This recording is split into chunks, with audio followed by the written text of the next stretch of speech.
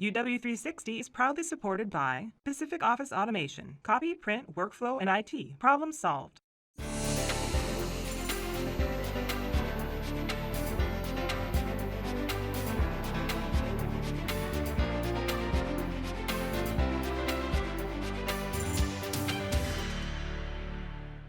Hi everyone, I'm Carolyn Douglas. Welcome to UW360.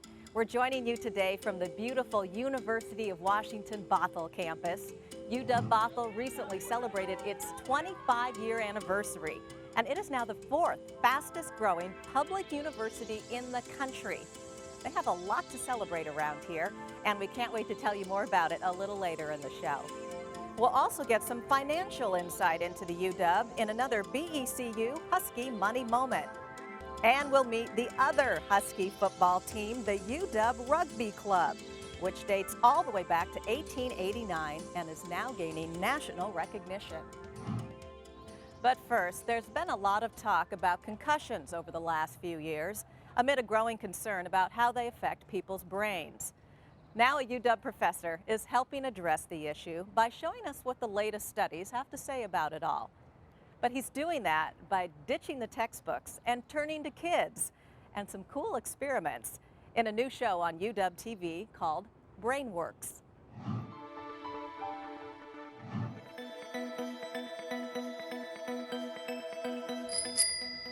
Middle schooler Jaden Batara leisurely pedals and steers her bike in and out of cones.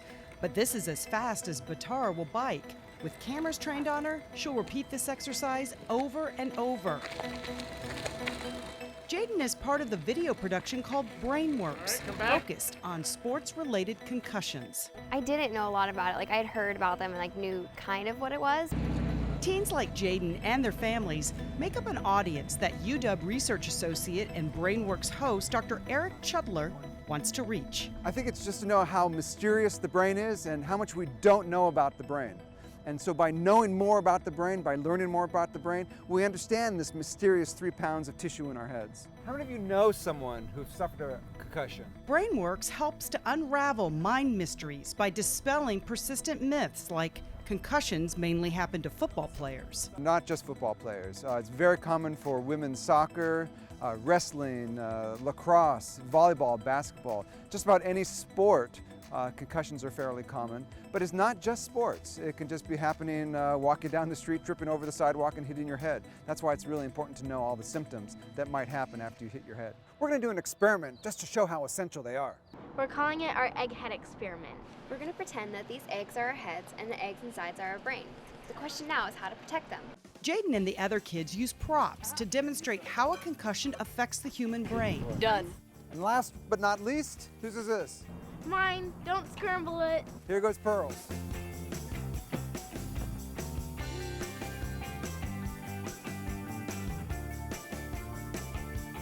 They also discuss concussion symptoms that signal something is wrong. You just kind of feel a little off. Chudler even enlists some star power, like former UW soccer player Sarah Martinez and UW soccer coach Leslie Gallimore, to talk about what it's like to experience a concussion. What does it feel like to have a concussion? I know me and my friends, we spend a lot of time on our phones and watching TV or whatever, and I think it's really interesting how a concussion would affect that, because you just think it's a normal everyday thing, but when a concussion happens, it might not become an everyday thing. How do you properly fit a bicycle helmet? Chudler hopes that by kids actively taking part in the concussion discussion, the conversation will spread beyond the screen and into the family home. For UW360, I'm Sabrina Register.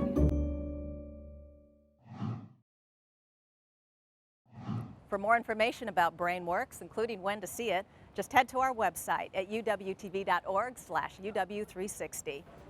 When we return, another BECU Husky Money Moment as UW360 continues.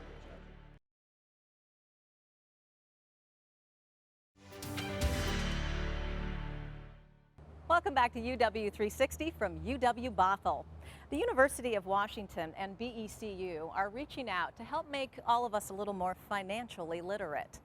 Austin Siedentoff has the latest edition of the BECU Husky Money Moment. UW360's Husky Money Moment is made possible by the generous support of BECU. BECU, more than just money. Good business is about finding the win-win.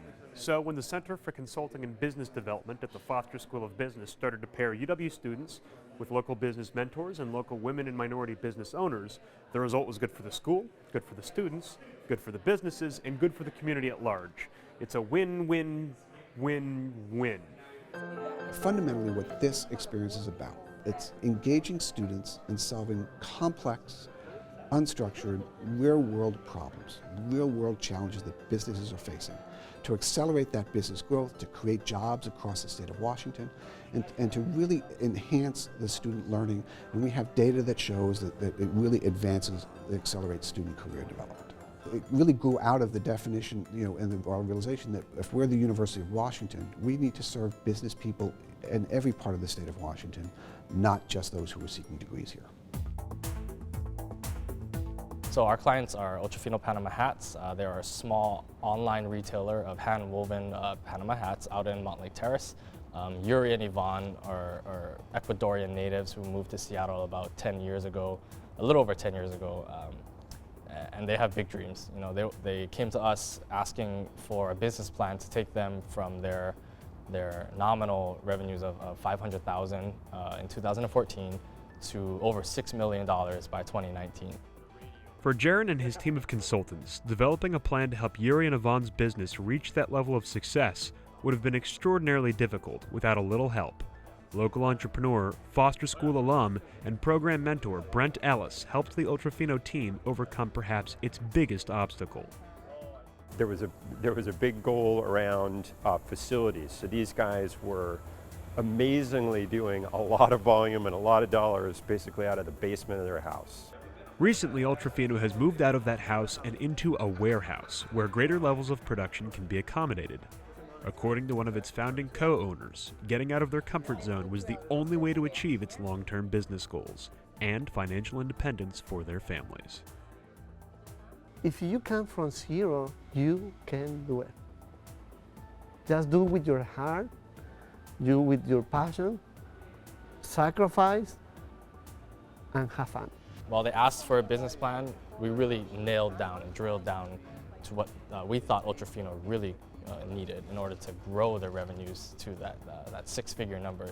It takes a lot for a small business to present itself at the Foster School of Business, open itself up to student consultants, and take their advice and implement the strategy that we developed.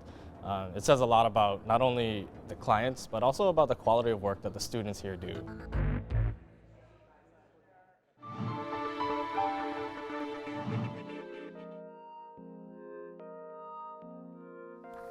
Do you guys want to do one all together? We'll have one person volunteer to be the nurse. Without his nursing scrubs on, Eric Seitz looks out of place next to his fellow students during this instruction at the University of Washington School of Nursing. That's because this first-year nursing student is just observing a class he's not due to take until this fall. Eric is determined to succeed at his student career here. Kind of the holy grail and one of the schools that people most want to get into is the University of Washington for the reputation that it has as being one of the best nursing schools in the country. Basically, they were going in every day to do the debridement surgeries. Eric was accepted at other nursing programs, but his decision to choose the University of Washington's lies in his disfigured and badly scarred right leg. So this is the scar that happened. It basically starts right above the hip. The result of an infection that left him in a coma and very nearly killed him.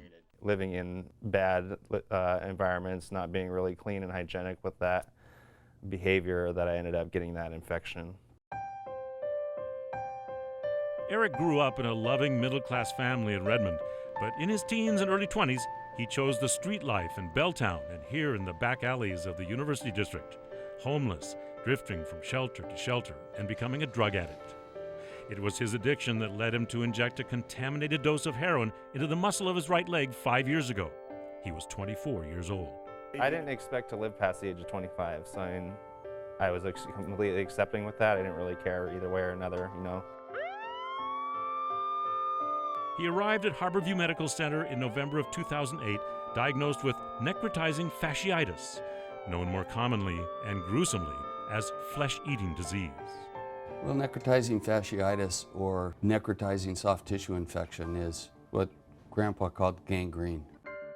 Dr. Hugh Foy is a U of W medicine surgeon at Harborview and a specialist in this very deadly disease. The disease is so dangerous, it will take people's lives sometimes within 24 to 48 hours. And some have described it as talk and die. Somebody will come in talking and they'll suddenly become fulminantly, severely ill and be dead within hours. Eric arrived talking but soon lost consciousness as the flesh-eating bacteria raged through his body. Eric spent his 24th birthday in a coma here at Harborview Medical Center. Though he was unaware of them, his family surrounded his bedside, bringing balloons and singing happy birthday. His doctors said he had a 5% chance of survival. But thanks to luck and the skills of his doctors and nurses at Harborview, he did survive. It was due to them, he says, that he determined to turn his life around and become a nurse himself. So that was kind of a humbling experience for me, and it really showed me to be grateful for a lot of the more simple things in my life. But if it's a small clot, what they would first want to do is actually just remove that clot. Now, in addition to pursuing his nursing classes, Eric volunteers at overseas surgical clinics during his summer breaks, most recently in the jungles of Ecuador. We are basically doing direct surgical care for people for free in the most remote areas of the country and within the jungle. It keeps me in a mentality of helping other people rather than focusing on myself, and it's because I got a lot of my hospital care at Harborview. Ever since then, I've been trying to find ways to repay society. So they'll go in and they'll literally put in something to read. His goal now is to complete the nursing program at the University of Washington and use those skills to reach out to others who are homeless and addicted, to treat them both physically and emotionally, and to serve as an example of what he had to learn the hard way, that a better life is possible. My motivations have not really been anywhere other than to really be helpful to other people. And it seems like things have been put in place to allow me to do that. We'll be right back.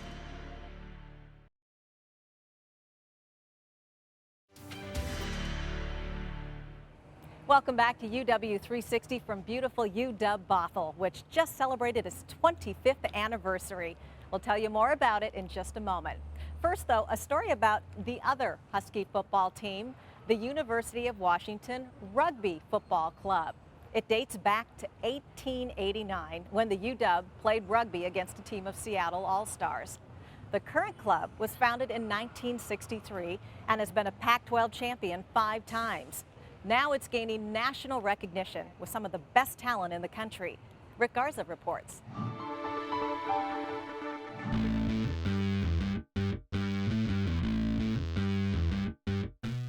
For the UW Rugby Club, the road to division championships and national titles has always been an uphill climb. However, with the recent acquisition of a USA Rugby legend as head coach, the chance for the UW Rugby Club to make a name for itself has finally arrived. Turn it right back over. You know, I couldn't ask for a better place to be. There's a huge community support system of rugby. This area is just, wow, it's growing. And it's really a beautiful thing to be a part of. I'm just glad I'm in the middle of it. Kevin Swearin is a former captain of the USA national team, and he played professionally in Europe. He's also played in the 2009 and 2011 World Cups, including 13 USA test matches and 12 sevens tournaments, too.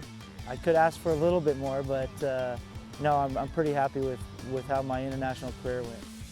Since his arrival in 2012, he's turned the program around with a winning record in each season. That includes 2 D1 AA Varsity Cup appearances in just 3 years. 3 years ago when I started coaching, you know, the goal there was let's change the culture a little bit. You know, let's go from club, team, you know, social rugby to competitive, you know, kind of fight and die for each other type rugby, right? The camaraderie on the field as well as, you know, off. Move it! Move it! Kevin is somebody that knows how to get individual people inspired. He's an inspirer.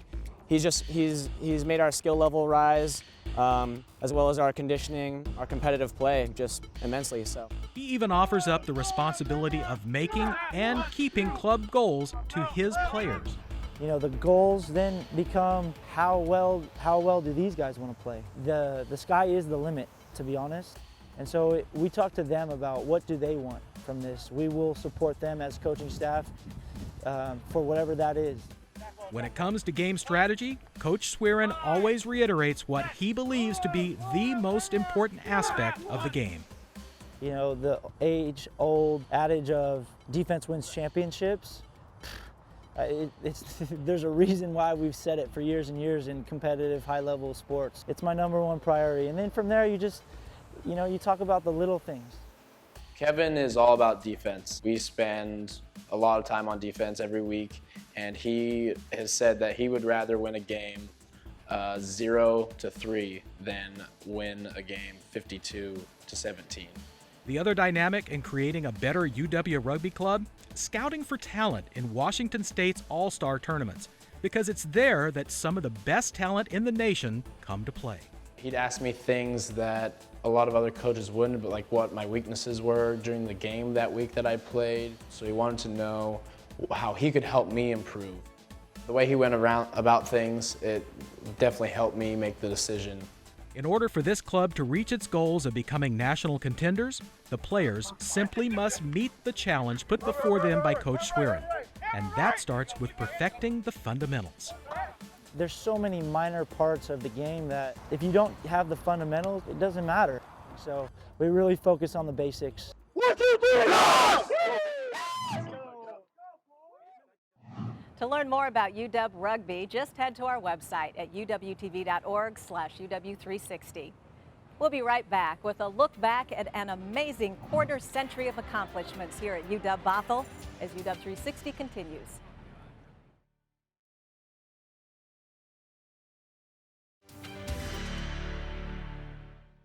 Welcome back to UW360. As we told you at the top of the show, UW Bothell is celebrating 25 years of success this year.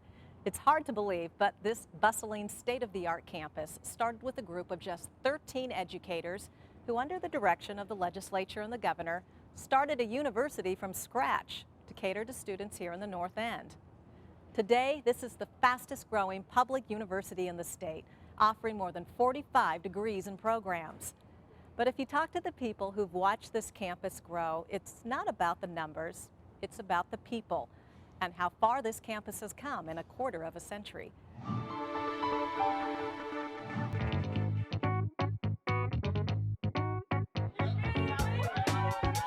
For more than 2 decades, they've watched this campus grow and flourish. Had a hug.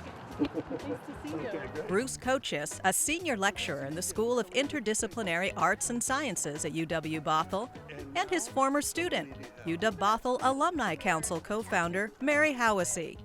Like proud parents, they stroll the grounds and marvel at the progress of the past 25 years. Just watching it grow, it's just fabulous. All of a sudden you come back and there's a new building.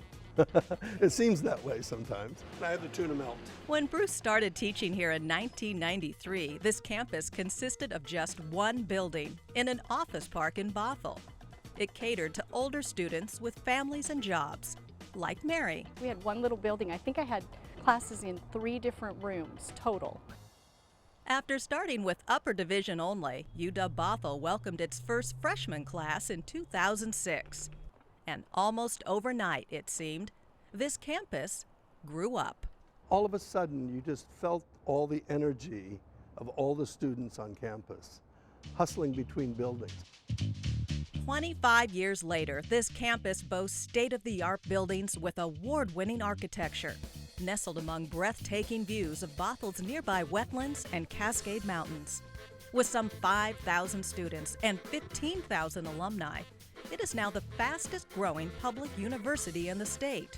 And something Bruce is especially proud of, one of the most diverse college campuses in the country. We've really achieved, I think, in some way, the whole notion of diversity in higher education is meant to achieve. And it's not only diverse, but innovative. Bruce credits UW Bothell's commitment to innovation with giving him the opportunity to found the Human Rights Center at all 3 UW campuses. I've stayed here, one of the big reasons, because I got to try to build new programs, to start new ideas, and to work with faculty to innovate and do new things. But he says what's really special about this university is its student-faculty relationships and its commitment to giving students critical one-on-one attention. That's our job, is to meet the students where they're at and bring them along. That's something that I think makes us a little different from other places. Mary says she wouldn't have completed her degree without it.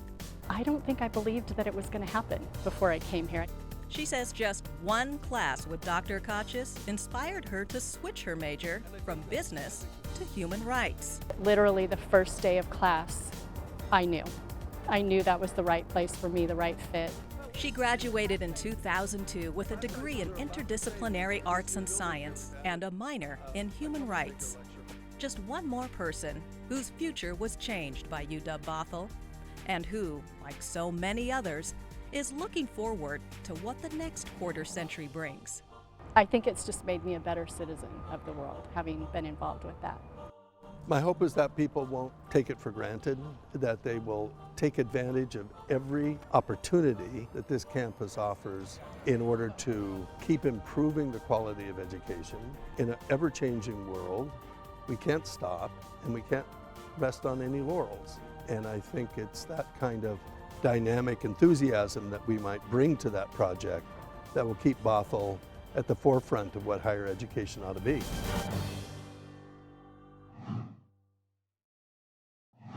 UW Bothell students have gone on to work for some of the top companies in the region and started their own companies.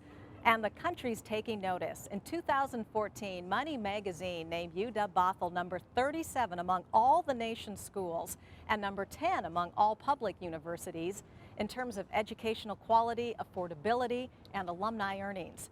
And Washington Monthly ranked UW Bothell number 6th in the country in the category of best bang for your buck. We can't wait to see what the next 25 years bring. And that does it for this edition of UW 360. If you'd like more information on any of the stories you saw today, just head to our website at uwtv.org/UW360.